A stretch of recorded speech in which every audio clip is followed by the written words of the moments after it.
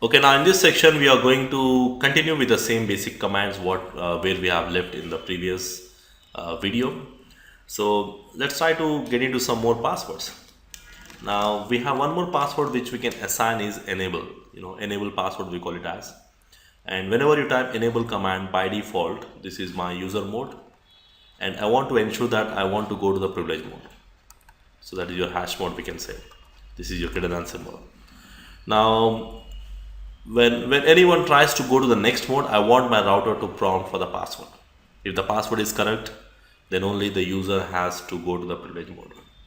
Because normally in the production networks, you will have some level 1 engineers, the junior level engineers, mostly they will be working at this level and they have only very basic level access. And I want these engineers to go to the next mode and to get access to everything, or to get into the command line, or to verify each and every configurations. I don't want to do that. I want to restrict them here only. So in this kind of scenarios, I can configure an enable password which is going to prompt for the password whenever you type enable. If you provide the correct password, then you will be allowed to get into the next mode, that is my hash mode, or else you will not be allowed. So let's do that. And to make that possible, we have two set of commands. Either I can use enable password and I can type any password, whatever you want, or I can give enable secret, I can type any password. Now the only difference between these two is when you give this command, this is no more used. The password will be stored in a clear text, and when I give this command enable secret, the password will be stored in your running configurations in an encrypted text. Let's verify on that.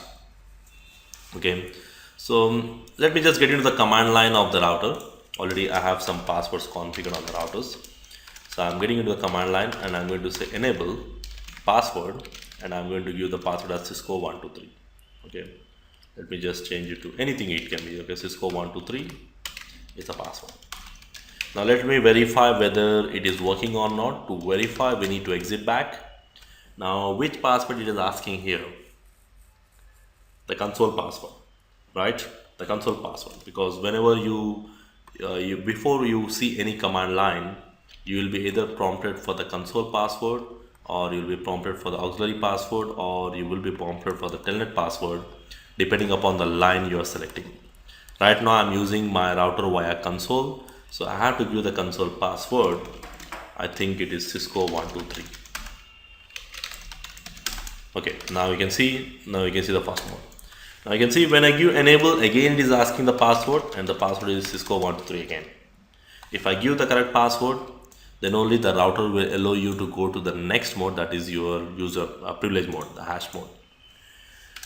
Now the major drawback with the first command is it is going to store your password in a clear text. So which means I don't want to store the password in a clear text. I'll show the difference. Let me just do one more thing. So CCNA 123 is a password for enable secret. Let me show you the difference. When I give show running config, you can find the difference very clearly here. If I give enable secret, this is my CCNA 123, I think so. So can you see is it CCNA 123? Can you understand? It's completely encrypted, because in the production networks normally when these are the configurations, now these configurations will be taken a backup and it will be stored in a separate files, and these files can be opened with a notepad.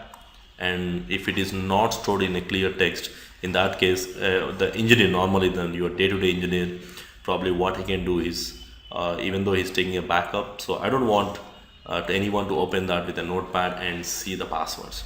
Or maybe you're doing some troubleshooting, maybe one of your engineer also watching you. Probably when I give show running config, he can clearly see my password. So I don't want that to happen. So to do that, what I can do is I can simply use enable secret instead of enable password. So if I give both, which is going to be preferred? Enable secret is going to be preferred. It will not ask for enable this one. It will not work even though it is configured on your router. Okay, so if you just verify now, show running config, show run, running configurations. I can see this password is CCNA 123. And then, but the problem is, when I give enable secret, it is going to enable only its own password, but not the other passwords. What about these passwords? I might want to encrypt all the passwords. In that case, I can use a command called service password encryption. Now this command is going to allow me to encrypt each and every password inside your running configurations. So if you want to encrypt the password display on all the password displays in your running configs, we can use this command called service password encryption. Let's verify. Show running config. You can see enable password is also encrypted, and even this password is also encrypted, not auxiliary here. So all this password will be encrypted here. Okay. So the next thing, we just go and verify.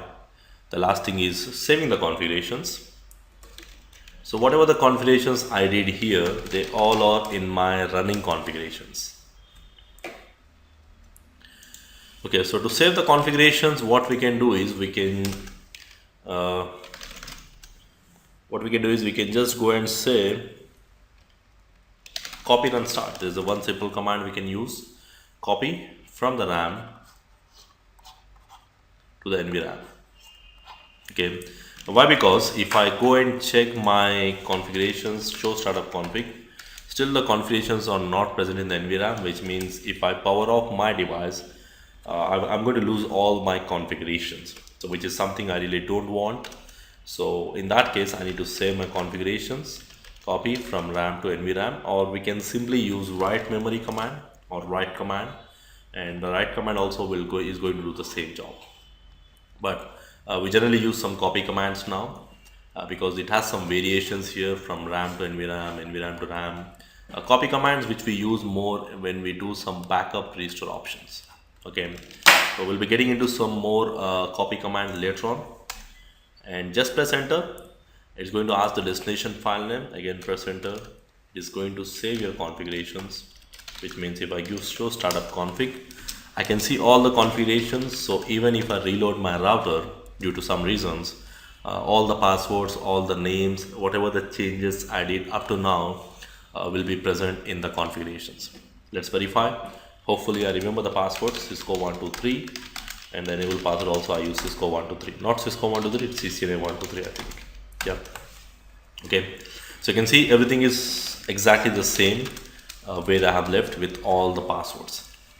And if you want to erase the configurations, we can use erase startup configurations.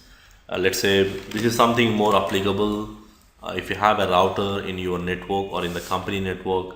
Probably it is in my storeroom, and one of my router is down as of now. I want to use that particular router in my production network, or maybe I want to use that router in any one of the branch office. So before I use that particular router, I need to ensure that I erase all the configurations inside that, and that's the case where we want to do. So let's do it. Erase startup config. It is asking us the confirmation. You can press enter and then just reload the router. Now the router is going to behave just like a new device without any running configurations. So you can see you are into setup mode. Just give the setup mode no command. It's going to behave just like a new router.